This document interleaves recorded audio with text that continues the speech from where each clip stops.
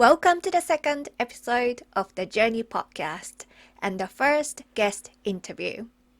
I'm your host, Risa Kawamoto, and the Journey podcast is all about sharing the journeys of purpose-driven individuals from all walks of life who are following their passion and fulfilling their purpose in their own individual, unique way.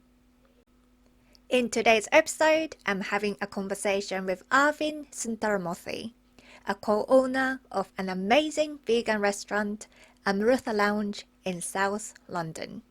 He is also a practitioner of contemplative meditation with qualifications in business, detoxification and herbology, and is also a keen runner. Before we go on, I actually have a funny story to share. I first met Arvin when I went to Amrutha to celebrate my 1-year vegan anniversary with my partner back in 2021. We were immediately greeted by a friendly waiter, and I was really impressed with not only the food they served, but the warm atmosphere and the positive energy everyone who worked in the restaurant radiated. I could really tell that they really enjoyed working and cared about their customers. So we told the waiter that it was a 1-year vegan anniversary when we were ordering the food, just in conversation. The funny thing is that he actually thought it was our wedding anniversary, and Arvin kindly brought a complimentary dessert after our meal to congratulate us. Obviously, we told him that it's actually our 1-year vegan anniversary, but I remember thinking how generous he was to come and say hi to us with a complimentary dessert, and I was really taken by Arvin's smile and the warmth as we chatted. I hope you enjoyed my conversation with Arvin as much as I did. He's got so much wisdom, and I know that you will be inspired by his journey and take away so much from this episode.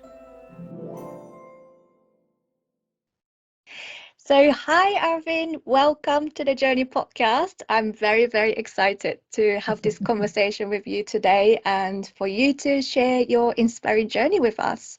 So, firstly, how are you feeling today? Oh, thank you, Risa. Thank you for giving us this opportunity, and I'm feeling fantastic. I got up nice and early, went for a run, okay, came back, had a cold shower. I've got a juice in front of me. I've got a lovely person I'm talking to. Life is good. Oh, thank you, thank you. Yeah, it's lovely to talk to you and see your face as well. And I can see, like, I follow your Instagram account, Amrutha Instagram account, and you do this 30 days of Amrutha ways. And Mhm. every time I see your face and hear your voice, it's so healing. I just feel so calm and so peaceful, and you have this such a lovely smile. Yeah, so I know for listeners, if you're just listening to audio, you can't see this lovely Arvin's lovely face. But yeah, if you go to YouTube, you can see Arvin's lovely face as well. So I also would like to know, where in the world are you joining from today? I'm actually joining from South London in Collier's Wood, okay? It's where my home is, but at the same time, one thing I've learned over the years is, you know, your home is where your heart is. Okay, and right now, life has taken me to Collier's Wood, and if I go somewhere else, that feels like home. I've just spent a few days in Copenhagen quite recently. I came back, and when I was there, I felt perfectly at home there with all the people and everything. And yeah, it's nice to be able to go different places, connect to different people, but still feel at home there. Yeah, I actually feel the same as well. I actually live in Collierswood, and we were chatting just Yeah. before we hit record, and we found out that we actually live really close by. So that's amazing because I first met you in the restaurant which you run in Earlsfield, which is a little bit for I guess it's about 45 minutes to 1 hour walk. I remember Yeah. first time going to your Yeah. restaurant, we actually walked to the restaurant in Earlsfield, Okay. and I think it was like 45 to an hour walk. Yeah. Yeah, so I kind of automatically thought that you actually live near the restaurant because that's kind of me like, oh, that's probably more convenient to live near your restaurant. But yeah, so it's really exciting to know and find out that you actually live in Colliers Wood, where I also live. And I also really relate to what you said about like where you live is like your home. Um, I was born in Japan and came to UK when I was quite young. So anywhere I live is, has always been my home. And I also, when I moved to London, uh, over 20 years ago now. But yeah, I moved a lot between quite, first probably 5 to 10 years in London, I moved a lot. So for Okay. me, like anyway, I have my kind of, even it's a really small room in a big house share, that's still my home. So I really relate to that as well. Yeah, so thank you for sharing that. So if that's okay with you, I would love for you to share a little bit about your background and anything you would like to share about growing up and your early years. Okay, sure.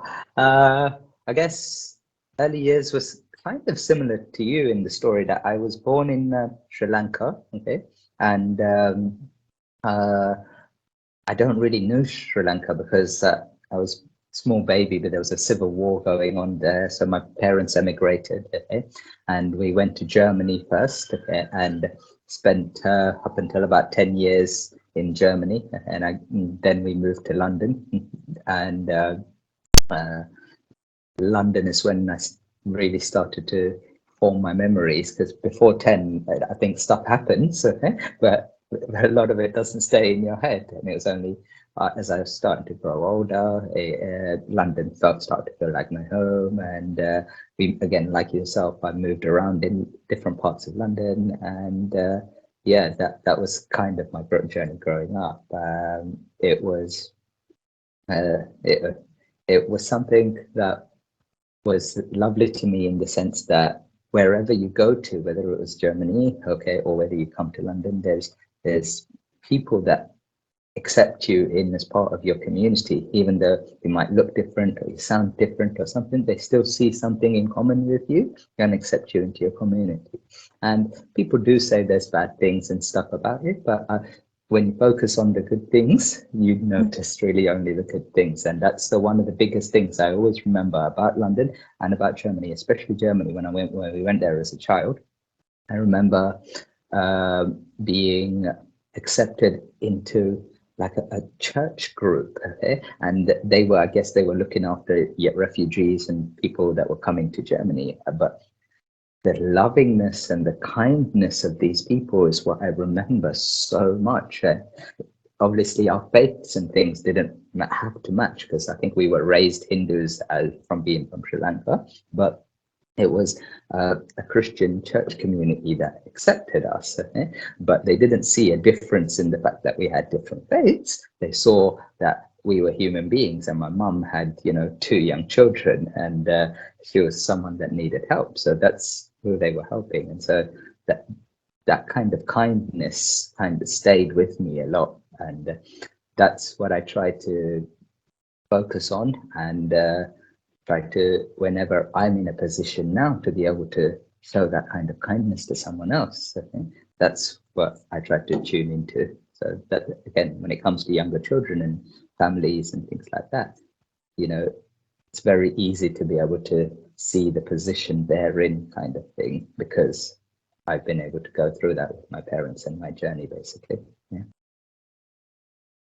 Yes, that's really lovely to hear that you remember the positive thing. I think Mm. many people, I'm sure, and myself included, we tend to remember some like more of a negative events or incidents or Mm. experience in the past. Mm. And because I was actually thinking back like at the school I went to, and I was trying to remember positive things, but I couldn't. Like all the things like came up in my head was like all the negative things. So I love that you share like the positive things, and that really impacted and influenced the way you live your life now and the way you Mhm. treat other people. Mm. So that's really beautiful to hear. So thank you for sharing that. I'm curious to hear from you whether, like, as you were growing up in London or even in Germany, did you feel different, or did you feel like, oh, I'm unique, or I'm different, or I look different? Did you ever have that sort of feelings? I don't think I ever felt different in the sense that obviously whether it was in London or Germany, like I was a brown kid, but there was other brown kids there as well, and I didn't feel different in that sense. But there was maybe a difference in the sense that, you know, when it early years growing up, school and things like that. Okay, certain things came easier to me than other people. Okay, and things where people would be struggling with school and things like that, it would come quite easy to me. And that the memory and things like that were quite again natural to me. So I think in some ways it did, at you know, throughout my early childhood and teenage years and things like that, there was an idea that that maybe I was special or something like that, and you know, that I was smarter than other people and all of these types of things that would come around in your head. And when you allow these things to dwell and fester in your mind, it's the ego can take these things and really turn them into something that you start to believe. And I think as I went through my journey throughout life, and you know, going to university and starting my businesses and things afterwards, there was always this feeling that it came easier to me than everyone else. Okay, and there was this idea that the specialness that existed there, but it wasn't something that serves me or anything like that, because we know every single person is unique and special in their own way, and every single person has something so wonderful and beautiful about them. Okay? Mm. But when you start to think you're special, you stop noticing other people's specialness. Okay, and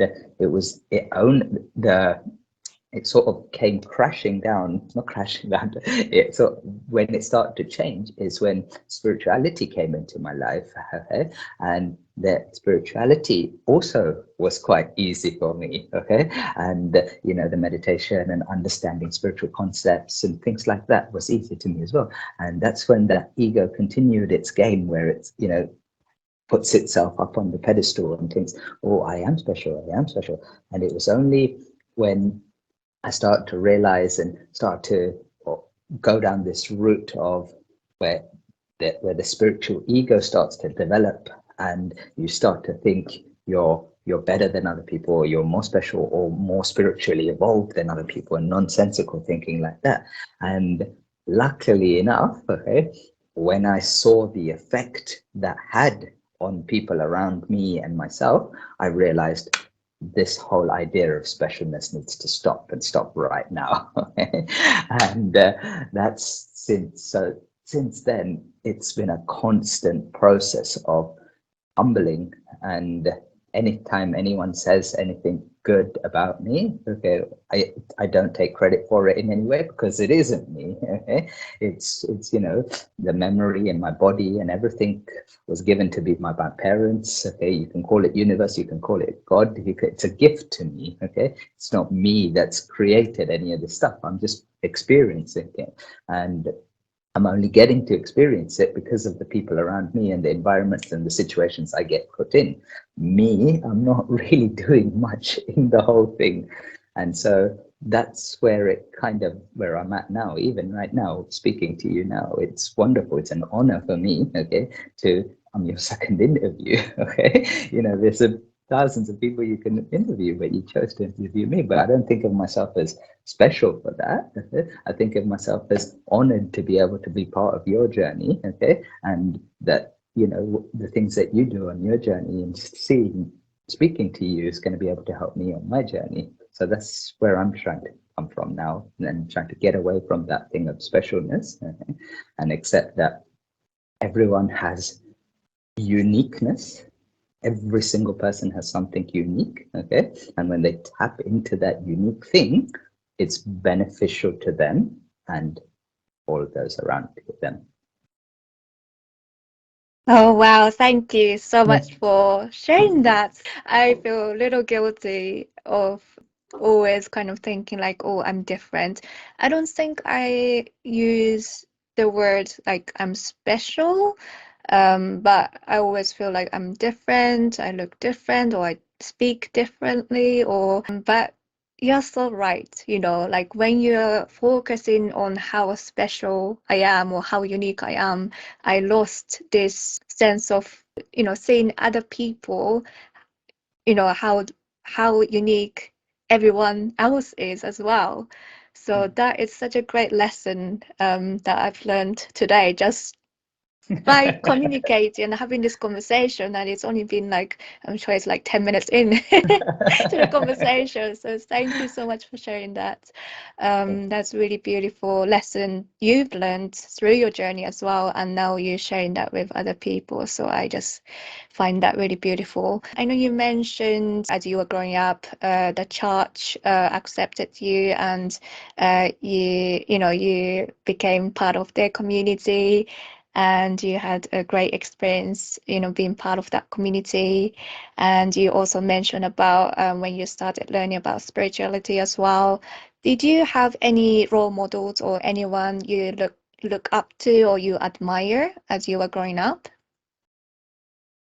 Growing up, I don't think so. I think growing up, I didn't quite understand what a role model really was. Yeah, I think growing up, like you say, in terms of the religion and those kind of things, I didn't quite understand it because I was raised up a Hindu, which meant, stand and pray for grades, pray for good things, pray for this, pray for a bigger house, pray, pray, pray. And when it came, say thank you. And when it didn't, keep praying, kind of thing. And it was okay for me, but it was just like, once you start to learn about evolution and science and things like that, you start to think you know better than your parents, you start to think you know better than religion, and the rebellious teenage years, it comes into it. But then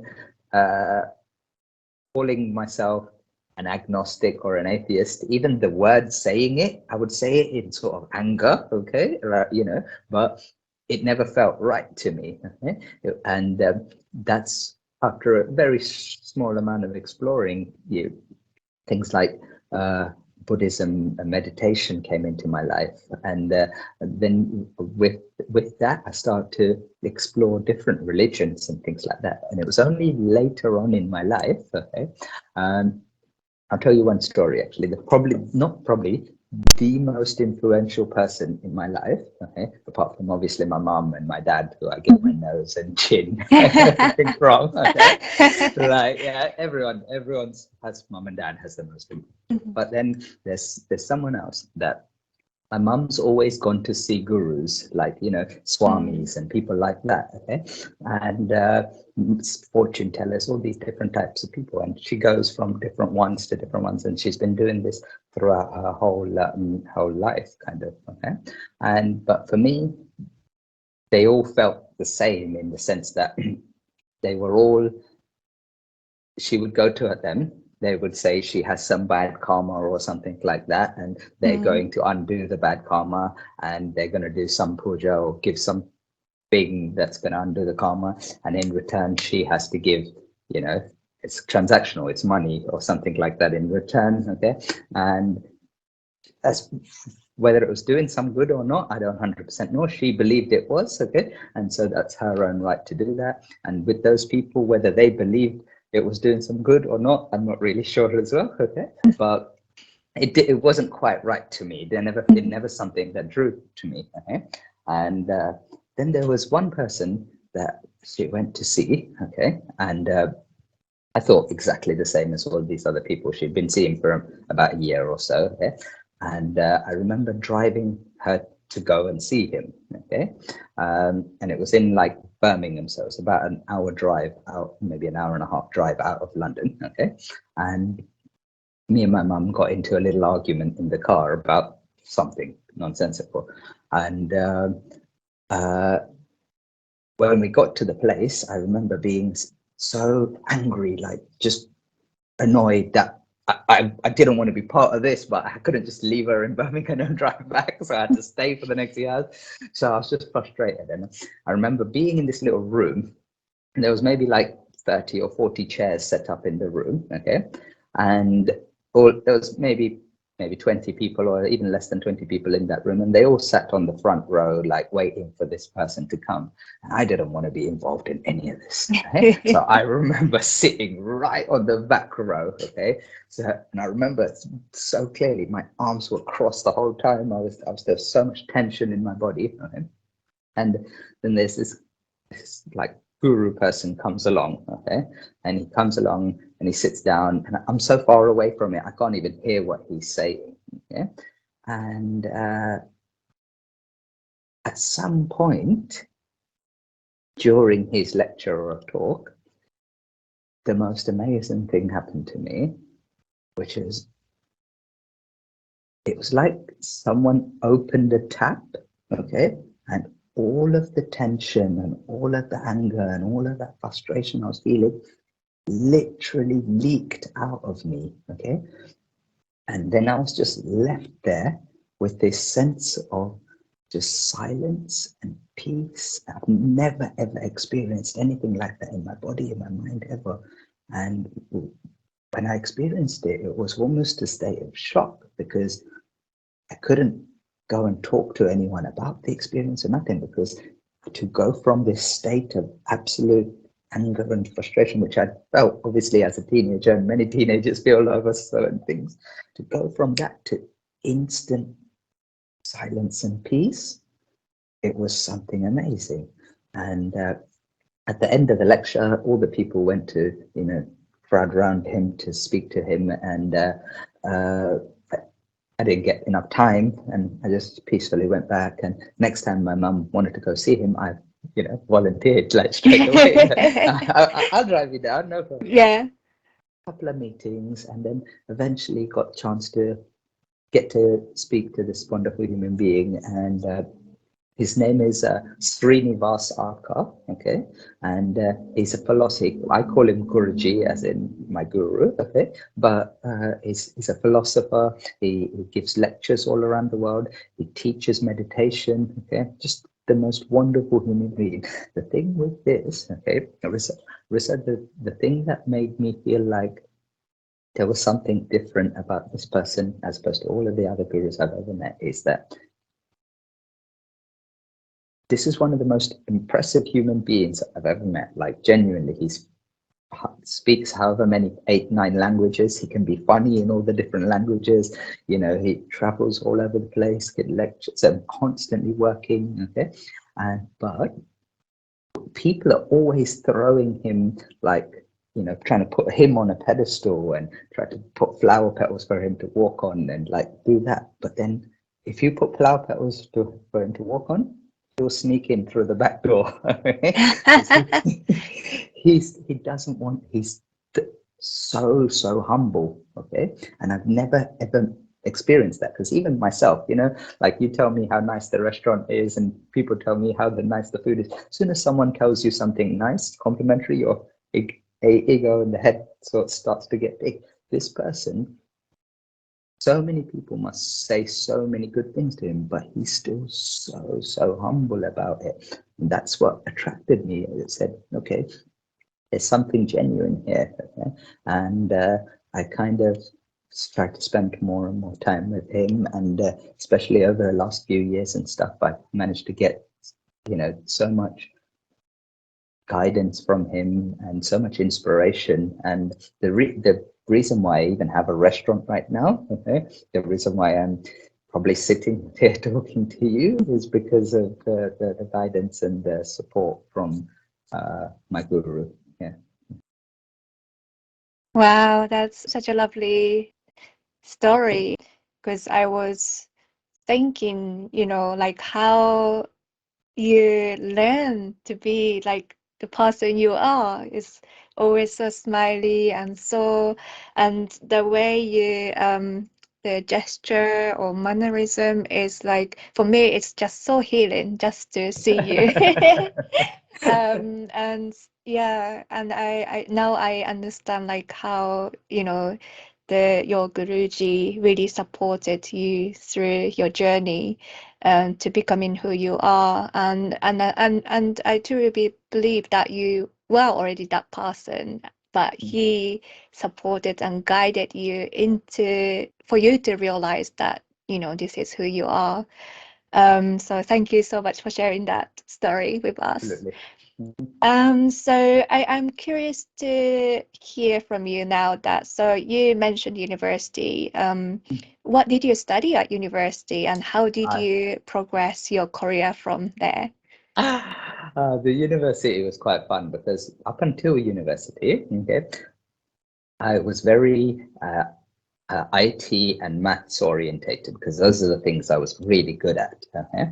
And I always thought that would be what my career, and I always wanted to make money. I always wanted to make as much money as possible, and that's what my mum instilled in me. When you become successful, buy yourself a big house, and buy me a big house, and buy your brother and sister a big house, and all of these types of things was what I thought was what determined success and happiness. And because those are the kind of ideas, and I was surrounded myself with people in college that supported those ideas. And it was only when I went to university I started to surround myself with different people, because when you go to university you have, it's not hundreds of people, you have thousands of people, thousands of ideas and different ways of seeing the world you're exposed to. And my course was management science. Okay? And it was there was such a dissonance in the person I was trying to become, okay, with the people I was surrounding myself with. You first learn about socialism and things like that, and you start to think about these ideas, but the course itself was so directed at seeing people as a commodity and trying to get as much people from the people as possible, and almost eliminating the human factor. And there was things like management theory and motivation and things like that, but that wasn't to see the person more as a human. It was more what buttons you could push, okay, to be able to get that person to perform at a higher rate and be more productive. And it just didn't quite sit with me. And the more and more I did with the course, the less and less I became, it felt like that's something I wanted to do. I spent the full 3 years there, but at the same time, when I left uni, it wasn't something that I wanted to do in any way. So I kind of had an opportunity in the sense that I helped my parents buy their council house, okay, before I went to university, okay, and that just meant that there was an opportunity for me to start my own business after I finished, okay, and I went in, I started a business doing properties property development and maintenance, and commercial fitting of shops and things as well, and it was going relatively well, but there was this internal thing, okay, which was already started in me, which was, the idea of there's something more than these kind of things. And there was only so long I could keep doing that, no matter how successful I was going to be at it. There's only so long I could keep doing that, while there was this other thing that was kind of in me that was yearning, okay? And but you need something to hit you and shock you to get you to change your ways. Otherwise, when you're doing something good and your business is doing good, you're not going to change. It's difficult to change. And it was only when my mum and my best friend's mum and my other best friend's mum, around the same sort of time, got diagnosed with different terminal illnesses, and it all shook us up in different ways. And that's when I almost, went again quite angry at the world, angry at the medicine system, angry and angry at the way things were. Okay, but I was lucky enough to have wonderful people like Gurji, like yourself, okay, who are sharing things from a place of goodness, okay, and that's when yoga, meditation, healthy eating, raw foods, all of these things came into my life. Okay,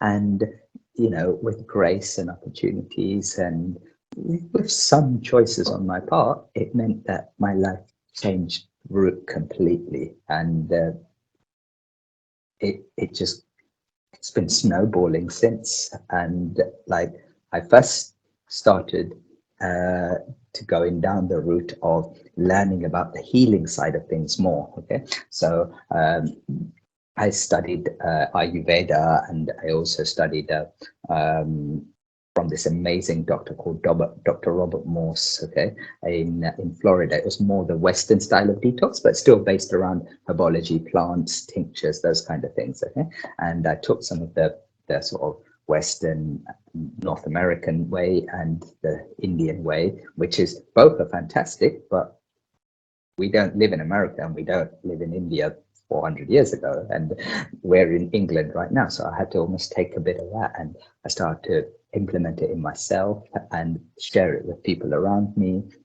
And it's just something that really felt like I wanted to do. Okay? But I was most of my clients and the people I was seeing were all sick old people. I didn't like taking money off old sick people, kind of thing. So it was something I could never turn into a business and make it viable, because it's wonderful being able to help people, okay? But at the same time, we live in a place where you need to pay bills, you need to pay mortgage, and you need to buy juice and things like that. So like you have to make it sustainable, okay? And it took me a long time to figure out what the difference, what spirituality is and how money plays into spirituality. Because initially, like because the property side of it was coming very easy, I had a lot of guilt about the money that I got from the property. So I gave most of it away. I wasted it on things, and like it just wasn't something that I wanted to be associated with, okay? Because I thought money was bad, and to be spiritual you had to wear sackcloth and ashes and walk around in a robe with no possessions, okay? But it's almost like the balance in the swing. You need to figure out something to find your middle ground, and that's when again Guruji helped me so much, because he saw that there was something that I was very passionate about, which is healing the body, okay? Health, okay? But he just guided me towards this idea of making food for other people, because I loved making food, I loved healing, okay? And I loved healthy foods, but I had no idea, no intention of having a restaurant that made healthy food. And it's only when someone with a bit of insight and a bit of perspective and a greater vision, okay, can see what there is and just, like you say, just guide me towards it. And that's that journey. I don't know what we're talking like here. Probably about 10 years ago now. Okay, he started this little journey. Okay, of just guiding me towards making food for other people. And I'm not even kidding, Lisa. I'm genuinely saying this. Okay, I don't feel like I've worked a single day in the last 10 years. Genuinely not. I haven't. None of it feels like work to me. Even when we used to be, before the restaurant came along, we used to have a food truck.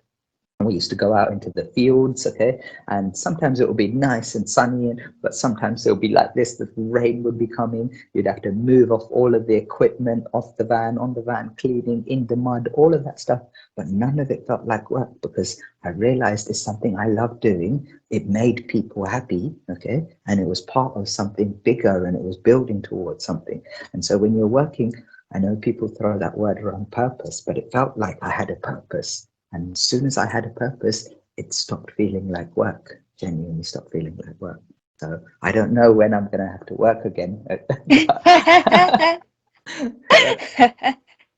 That's amazing. Like this podcasting, like having a conversation with you, it doesn't feel like work. And every time I teach yoga, it doesn't feel like work either. So I can really relate to that feelings. That's just, I think that's like amazing thing that you can have in your life, where yes, you run your restaurant, you have certain responsibilities, I'm sure, that, certain things that you need to meet in, Mhm. in order to run your successful restaurant. But, that doesn't feel like work. Is like, that is definitely my goal, to make that full time. Mhm. Is my goal. So yeah, thank you so much for sharing that. And it's so inspiring to hear from, a person like you who has, gone through from having a property development, business, and feeling like this is not quite what I want to do in my life, but it needed that kind of kick, isn't it, to actually change direction, transitioning into something you enjoy doing more. Because I feel like a lot of people feel stuck in their current job or current career, feeling like, oh, this is not quite what I expected, or it's not something that I, really enjoy, but they just feel so comfortable in their Mhm. job. It's bringing them money. Obviously, we all need to pay to live, and to look after ourselves, look after our families, friends, community, and pay the rent and thing.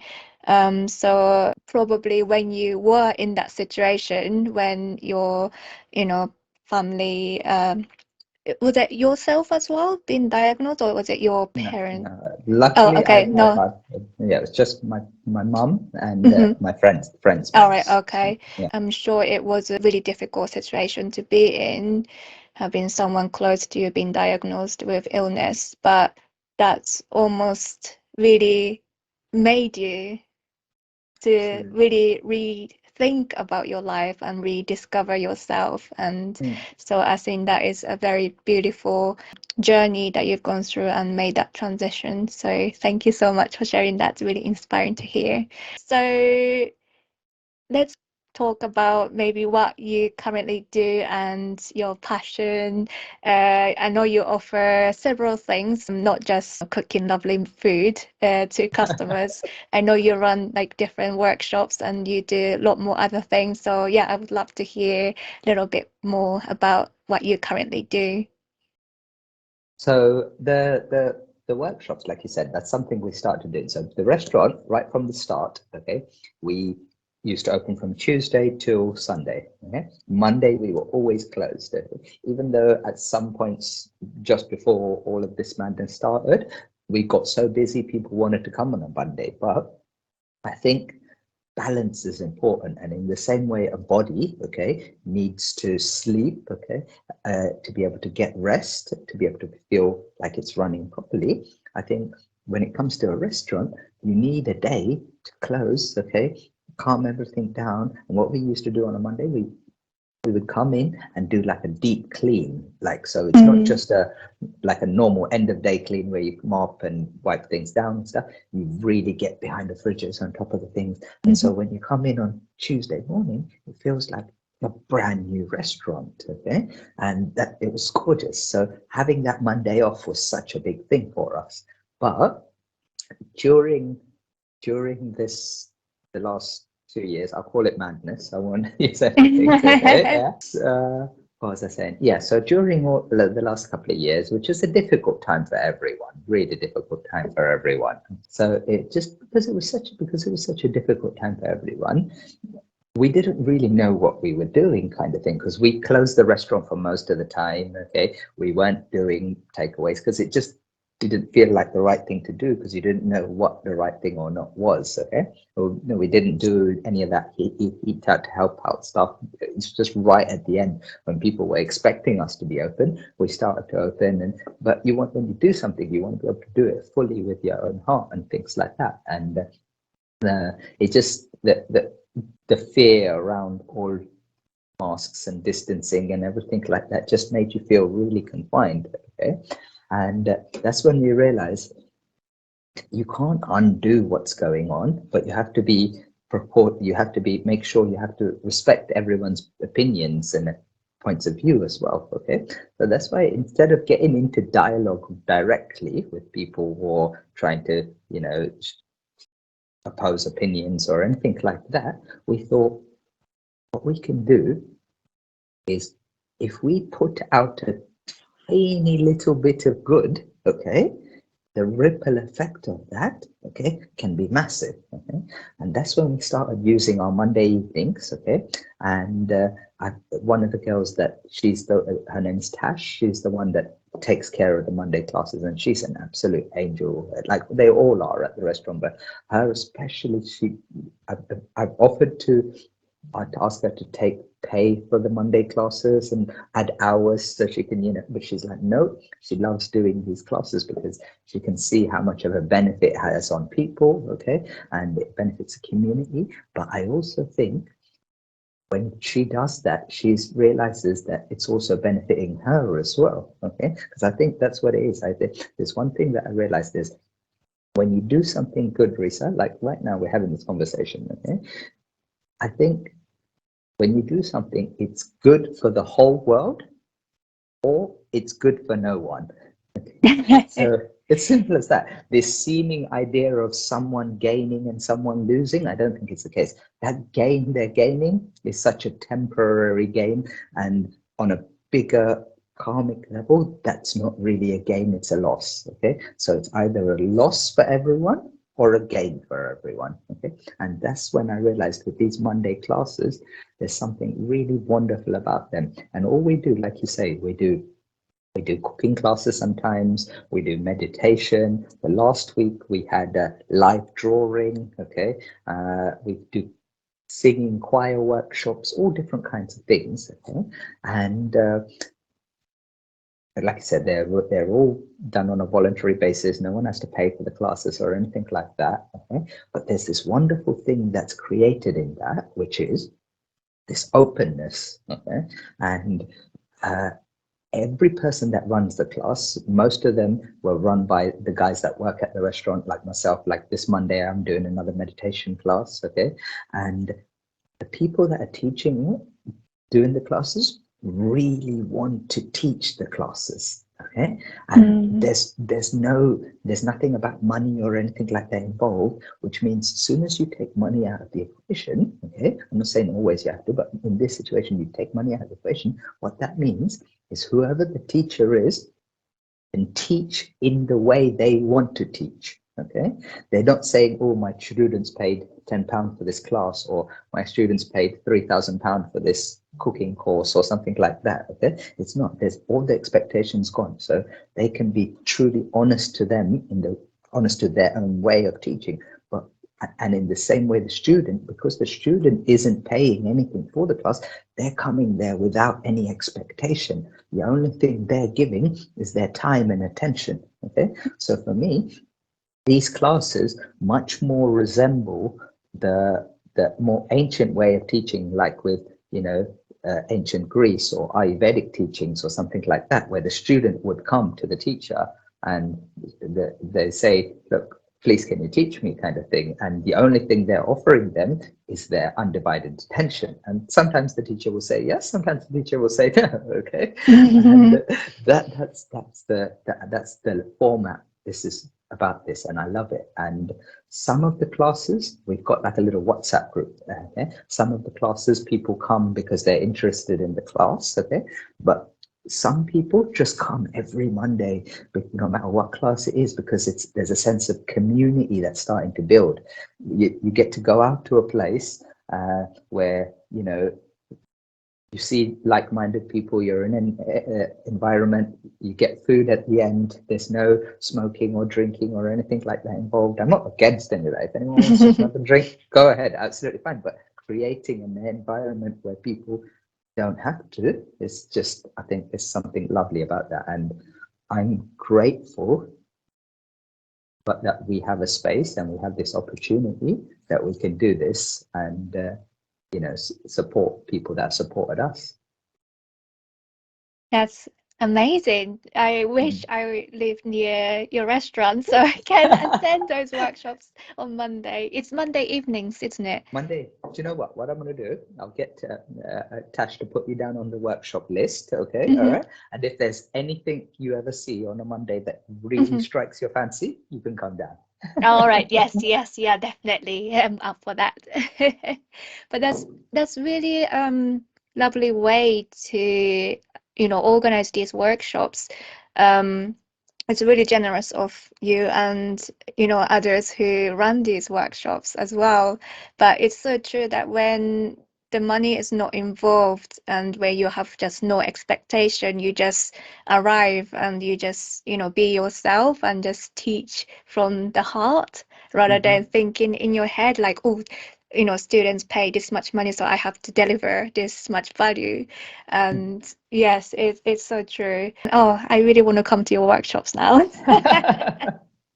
Maybe you can teach one. That's kind of the next plan for us. We've been like we've had a lot of offers for restaurants and expanding the restaurant and things like that. And for me, most of the offers, or all of the offers pretty much, I've said no to because I just intuitively it didn't feel right, because even though we're growing as a restaurant and we're doing well what we can, but we're still in the learning process. Okay, we're still trying to figure out what it is that we're trying to do.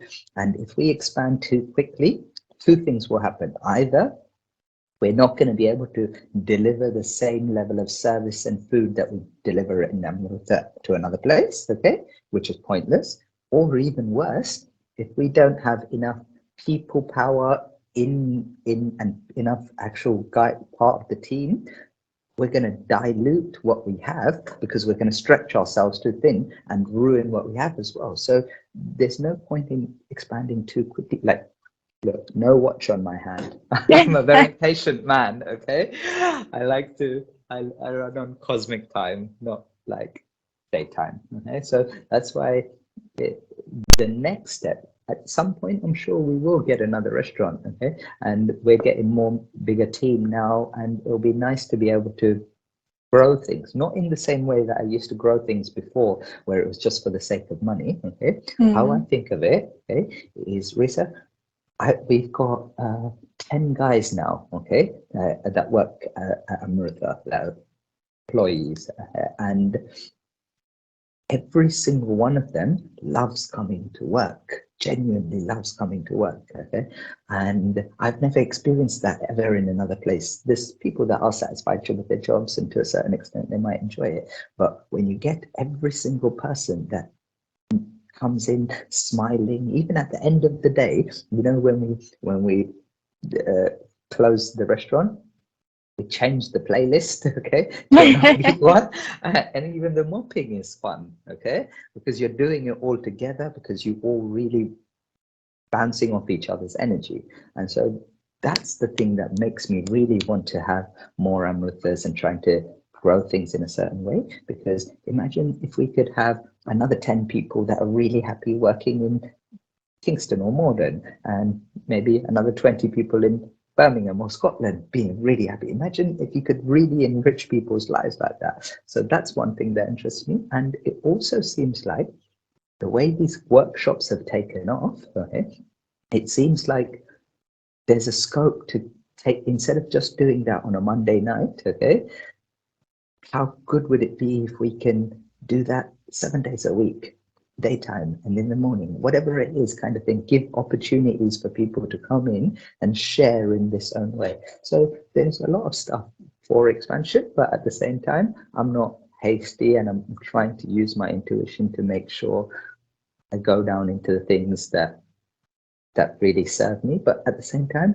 this is the thing. This is the most amazing thing about it. The reason why there's so much clarity and so little doubt is when I feel like I this announce a question that I don't know the answer to, I know I can pick up the phone, call my Guruji, okay, and there's someone there that can give me a reassurance. And most of the time I don't even call him, but just knowing that I could call him when there is doubt gives you this confidence to lean on, really. So I'm grateful. I'm absolutely grateful for the people I have in my life and the things that are upcoming for Amrutha. Oh, I wish I could be your employee coming to work with a big smile and with full of energy. That's just so beautiful. How do you? I would love to know how you create this environment, this working environment of everyone coming to work with full of energy, big smile, because I know like I only been to twice actually, but the two times I've been to your restaurant, as soon as I step into your restaurant, a lovely waiter will come towards us and greet us with really lovely smile and like with full of energy. I would love to know how you create this lovely environment.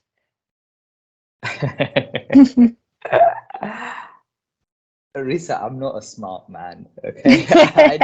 I didn't plan all of this, okay?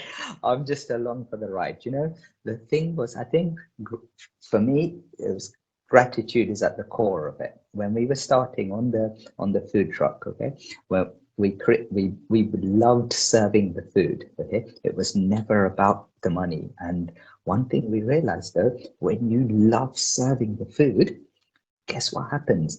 The people love receiving the food in this loving way. So the exchange, even though we might have been a food truck or we are a restaurant and we might be waiters, that's not how it works. So the way it happens is it's much more like grandma or mum, okay, feeding their children, and the delight they get from that. It's their way of expressing that love. Okay? And I learned that from my mum, even though my mum never really taught me how to cook. Okay, boys weren't allowed in the kitchen. Okay, and she would give whatever she could when she could. When you would ask her at 6 a.m. or 11 o'clock at night, she would jump out of bed to cook you what you wanted. And I thought she was just trying to fatten up her children. That's why she was doing it. But it's not. You realize for her, that was her way of truly expressing that love. And when she did it unconditionally. She wasn't expecting anything in return. So what she got was this immense sense of satisfaction. At the time, I didn't realize. It was only when I went to uni and I started cooking for my flatmates and cooking for my flatmates for 2-3 hours, okay, making them a meal was so enriching. It was much more enriching than getting a good grade in the exam. Okay, so that's when it started, and that's kind of what's gone on, which is we do part of it, but the thing that helps us do what we do is you guys. It's like when you come to the restaurant, you come with your big smile. At the end of the meal, you tell us how delicious the meal was. Okay, it gives us motivation to go and try and make that better and better and better and improve. And we do simple food. You know what we do. We have very small menu. We do simple food. Okay, but we try to make it all from scratch in the restaurant. We don't do any frozen things. We don't do any microwave stuff. We try to be as honest to the food as possible. And that gets interpreted and reciprocated by the customers in gratitude, which makes us feel good, which makes us feel grateful and give gratitude back. It's just like a nice little cycle that goes around. And so, like I say, Risa, I didn't create any of this. I genuinely didn't. Okay? I just happened to be in the right place at the right time.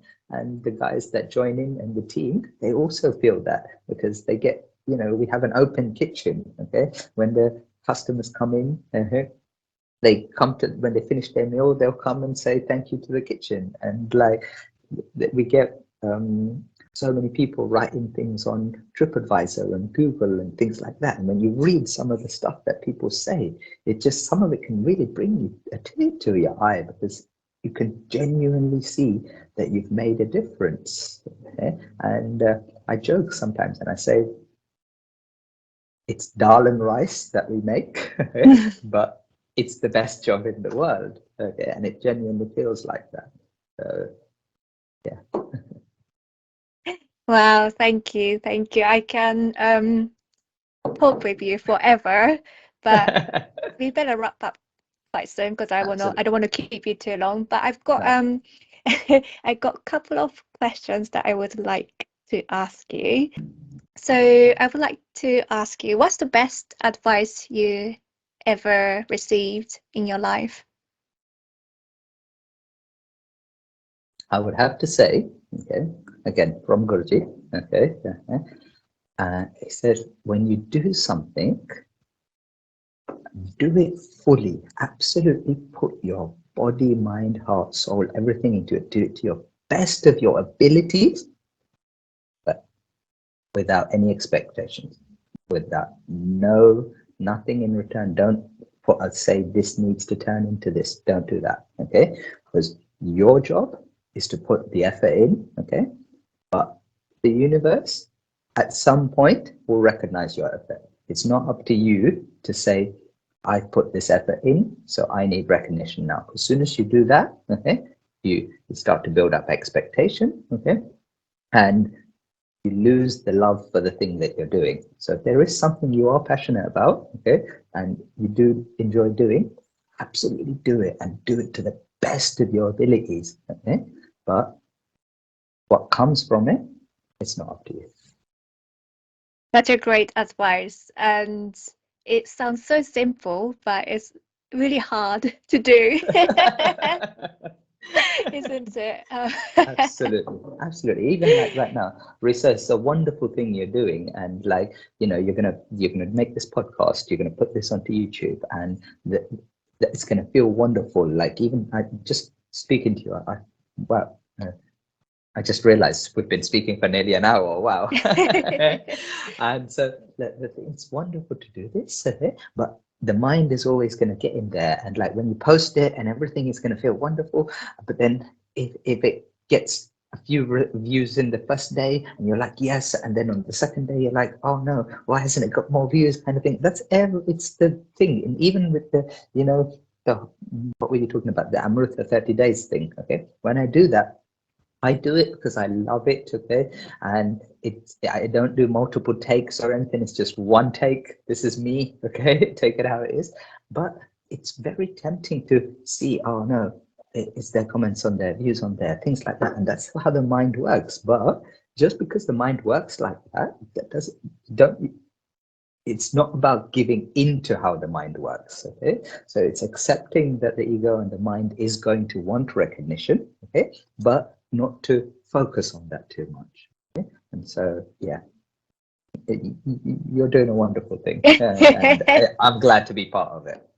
Oh, thank you. Yes, I have to make sure that I publish my podcast, but not look at any stats for 2 weeks. That's my task. Because the thing is, this is one thing I realized, because when you do stuff, the mind looks for quantity, okay, and quantitative measures, okay, so views, stats, things like that. But the qualitative experience is the most important thing. If the podcast of this thing gets 1,000,000 views, let's say, okay, but if not one of those 1,000,000 views, any of the people listened all the way to right till the end, okay, and really got anything, is that worth it? Or is it better to get 150 views, and if 50 of those people really listen to right till the end, okay, and 20 of those people decided to do something different in their day because of what we've talked about, is that worth it? Better? So it's just, again, different ways of measuring. I think the mind uses quantity and the heart and the intuition uses qualitative measures. So true, so true. Thank you so much for great advice. Yes, it's about impact rather than just looking at numbers, data, which I do in my day job, actually just looking at numbers. So yeah, I have to It's a balance, I think. Yeah. Yes, definitely. Thank you. So I got one final question for you. Actually, two more questions, but I'm greedy. So, so Arvin, what advice would you give to those who are trying to follow their passion but feeling challenged to do so?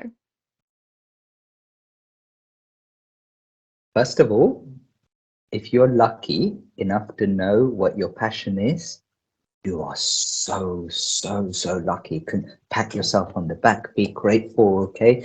Just the fact that if there's something, okay, just about the thought of doing it brings a smile to your face, okay, you're better off than so much of the world's population, because most of the people don't know what their passion is, okay?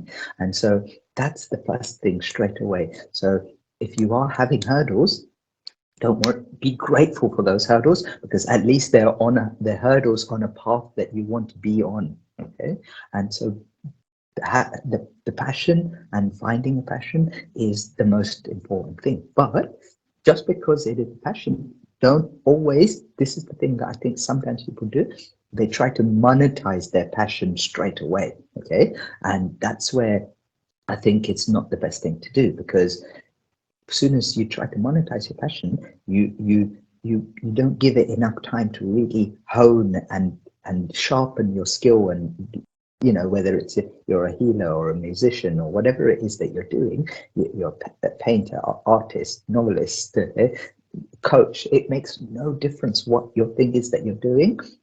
If you do it for long enough, okay, you're going to get better and better at it. And if you're getting better and better at something that you're passionate about, people are going to want to come and give you their time and their money and their attention. So that's the thing I can try to say is, you do have a passion, be grateful, but don't try to monetize it straight away. Yeah, fine, do another job if you need to, okay? And allow this passion to really, blossom, okay? Thank you. Thank you. Such a great advice. And I wish you were there to tell me that when I was starting out. Thank you. Well, thank you so much, Arvin, for having this conversation with me today and sharing your journey with me and the listeners. If people want to get in touch with you, where can people find you? I think the best place is the Instagram's a really good contact. Okay, we can you can go to the Facebook. That's quite a decent way to contact as well. Or personally, for me, I love it. I would absolutely love it. Okay, when people just walk into the restaurant. Okay, just give us a call. Okay, do you know what? We'll do something. We'll do something today. Okay, anyone who's listening to this podcast, okay, and anyone who's listened to the end of this podcast, and if they've never attended the restaurant for a meal, okay, what they can do is they can call up the restaurant, okay, say that they would like to come in, okay, for a complimentary meal, and we would do a complimentary meal for them, genuinely, okay? We do bring your own booze, they can bring a nice bottle of wine, leave their wallets at home, okay? And it'll be a nice chance to connect, okay? So this is something that I'd love to offer to your listeners, okay? Oh, wow. Thank you. That is so generous of you. Pleasure, absolute pleasure. Oh, thank you so much, Arvin. And thank you so much for your time and, yeah, sharing all your wisdom with us today. Thank you. Thank you. Pleasure. Thanks. Okay. I hope you enjoyed listening to my conversation with Arvin. You can find Arvin and watch his 30 Days of Amrutha Ways on his Instagram at Amrutha UK. Amrutha is spelled Amrutha. And if you live in London, or if you're planning to come to visit London, I highly encourage you to visit Amrutha Lounge. You will leave with a full belly and a warm glow. I hope you have a wonderful day, and I'll see you in the next episode.